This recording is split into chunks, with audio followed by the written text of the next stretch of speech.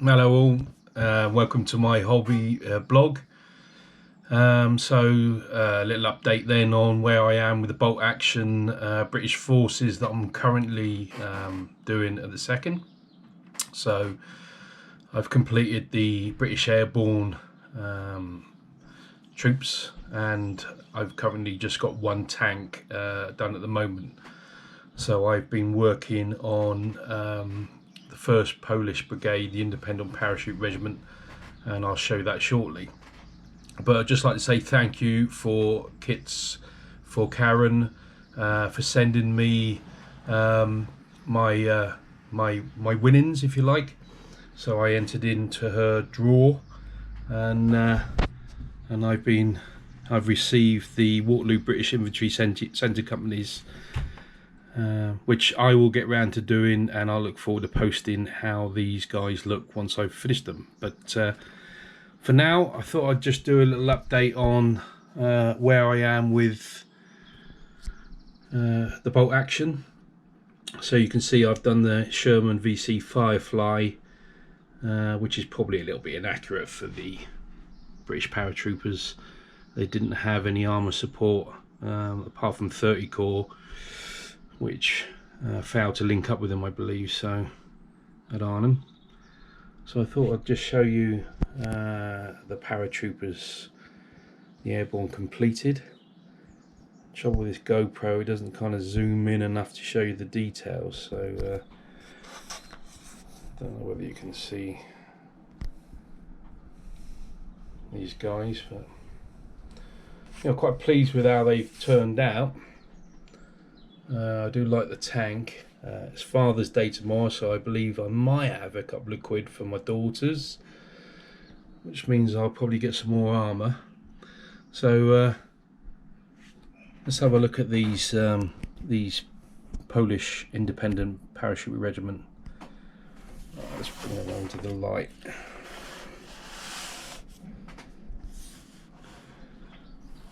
So yes, I had a couple of people pointed out that the webbing, the colour I've used on the webbing, is probably a bit too light for canvas.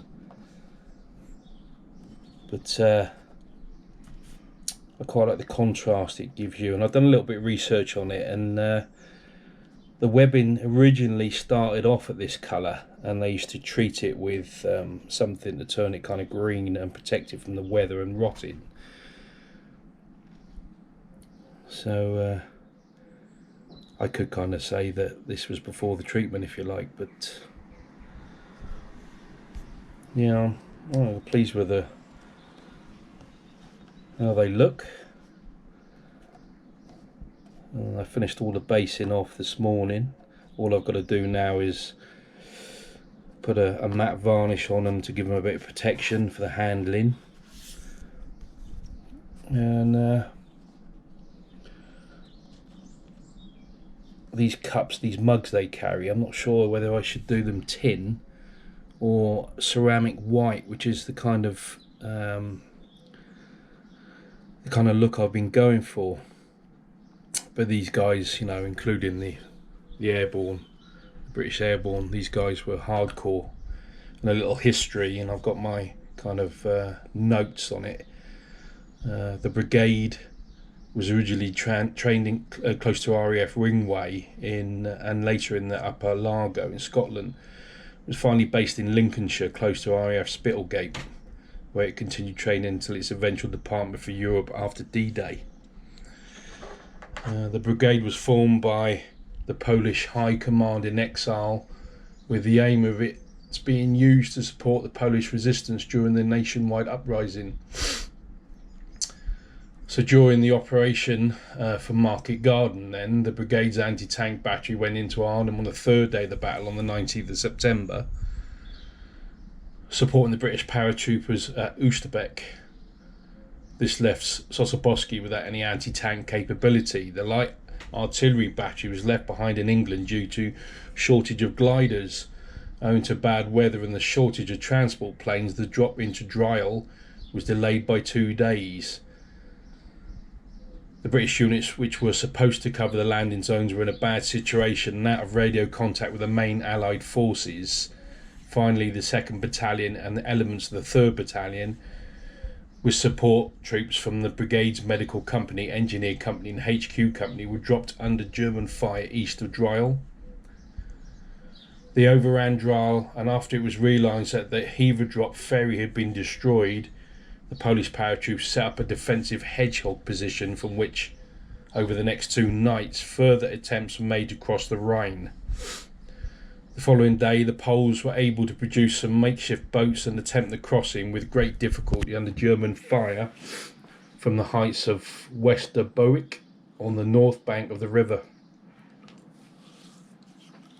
The 8th Parachute Company and later additional troops from the 3rd Battalion managed to cross the Rhine in 2 attempts.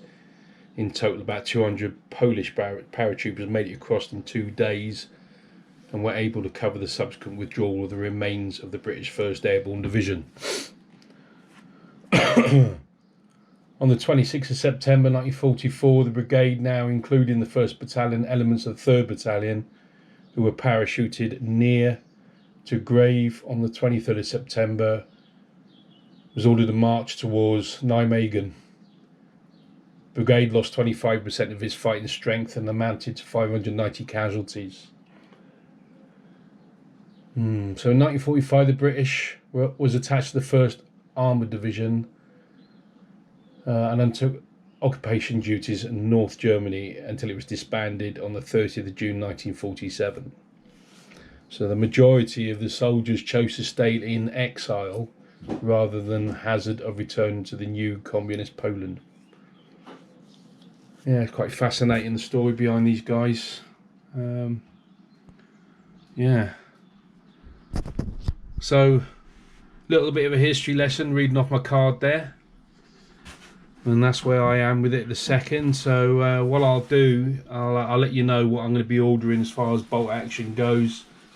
And then I look forward to getting on to the Waterloo British Infantry Sentry Companies and update you on how these guys look when I've completed them.